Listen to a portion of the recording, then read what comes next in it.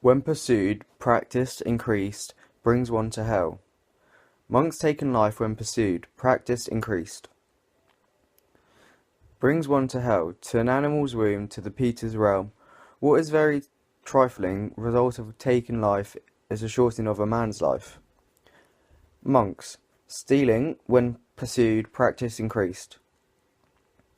Brings one to hell, an animal's womb, to the Peter's realm.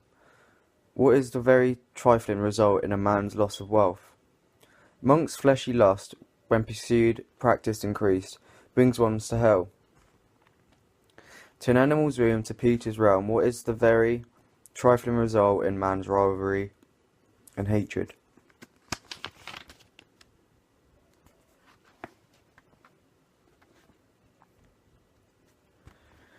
Monk's laying, when pursued, practice increased, one brings one to hell, to an animal's womb, to the Peter's realm. What is the very translating result in the standing and facing of speaking of a man? Monks, backbiting, when pursued, practice increased, brings one to hell. To an animal's womb, to the Peter's realm, what is the very trifling thing is the breaking up of man's friendship. Monk's harsh speech, when pursued, practice increased, brings one to hell, to an animal's womb. To the Peter realm, what is the very trifling result in an unpleasing noise for a man? Monk's furious talk, when pursued, practice increased, brings one to hell, to an animal's womb, to the Peter realm. What is very travelizing, it is unacceptable for a speech or for a man. Monk's drinking strong drink, when pursued, practice increased, brings one to hell, to an animal's womb, to the Peter's realm. What is very trifling result of drinking strong drink is madness for a man. The complete perfection of the fool's grade. Suppose a man threw into the sea a yoke with one hole in it, and the east wind carried it to the west, and the west wind carried it to the east.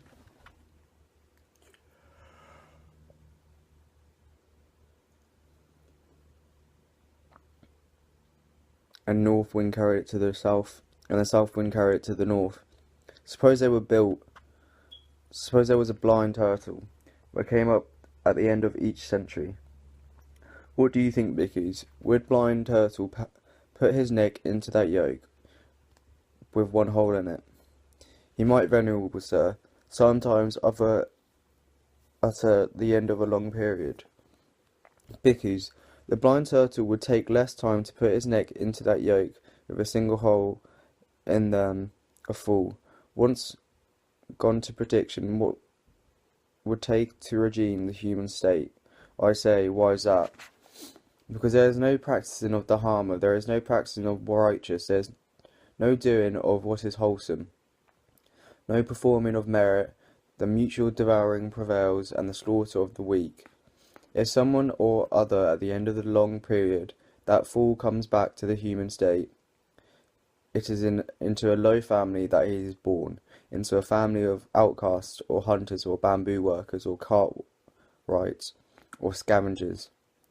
One that is poor with little tea and drink, suffering with difficulty, where he succeeds finding food and clothing, and he is ugly, unsighted, and mishappened, sickly, blind, crippled, hand, lame, or paralysed. He gets no food, drink, clothes, vehicles, guardlands, scents, and unalterable bed, lodgings and lights, misconducts himself in body, speech, and mind.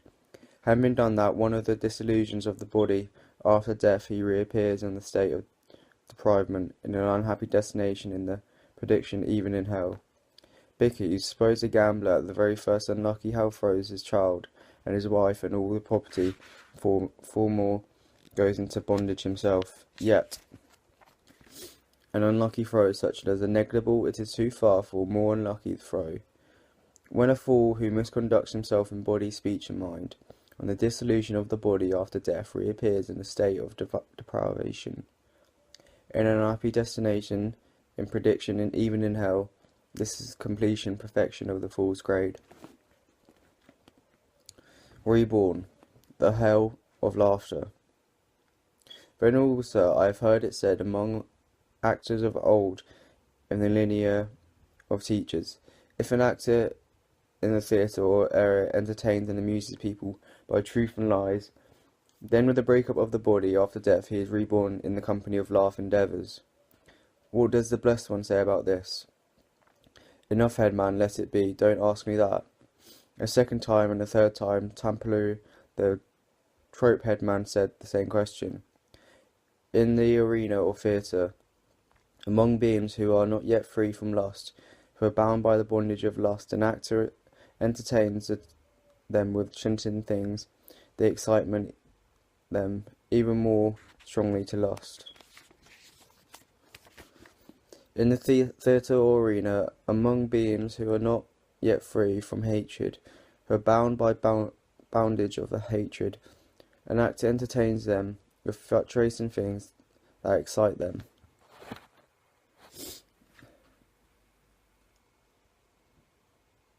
In the theatre or arena, among beings who are not free from delusion, who are bound by the bondage of delusion, an actor remains with them, bewildering things that could excite them even more struggling to delusion. Thus being intoxicated and negligent himself, having made others intoxicated and negligent with the breakup of the body after death, he is reborn in the hell of laughter. But should he hold such a view as this, if an actor in the theatre or an area entertains and amuses people by lust, by truth and lies, then with the breakup of the body after death he is reborn in the company of the laugh endeavours. That is a wrong view on his part. For a person with the wrong view, I say there is one of two destinations, either hell or the animal realm. Reborn in the battle Sahan hell. Venerable sir, I have heard that said by mercenaries of old in the language of teachers. When a mercenary, one who strives and experts himself in battle, if others slay him and finish him off while he is striving and exerting himself in battle, then with the breakup of the body after death he is reborn in the company of the battle-slain endeavour. What does the Blessed One say about that? Enough, headman, let it be, don't ask me that. A second time and a third time, young Devar, the headman, said the same question. When a headman, a mercenary, one who strives and exerts himself in battle, his mind is already low, deprived, misdirected by the thought. Let these beings be slain, slaughtered, annihilated, destroyed, or exterminated. If others then slay him and finish him off in battle when he is striving and exerting himself in battle, then the breakup of the body after death he is reborn in the battle-slain hell. But should he hold such a view as this, when a mercenary strives and exerts himself in battle, if others slay him and finish him off while he is striving and exerting him in battle, then with the breakup of the body after death he is reborn in the company of the battle-slain endeavours. That is a wrong view on his part. For a person with a wrong view, I say there is one of two destinations, either the hell or the animal realm. Doomed to purgatory and the lodge therein aeon. Monks overwhelmed by three things, contrary to true dharma, with mind obsession by them, devoted in the doom of downfall to purgatory, lodged there after aeon, beyond remedy. What three things? Overcome by hankering for evil monks, with mind of obsessed thereby, Devada is doomed to the downfall. 2. Overcome by friendship with evil monks, with obsessory, thereby Devada is doomed to the downfall. Moreover, though there was yet more to be done to research perfection, ongoing to special attainments, but of trifling value, he came to a halt midway in his career. Overwhelmed by these three things, contrary to the true dharma, with mind obsessed thereby, Devada is doomed to the downfall, doomed to purgatory lodge for the eon beyond remedy.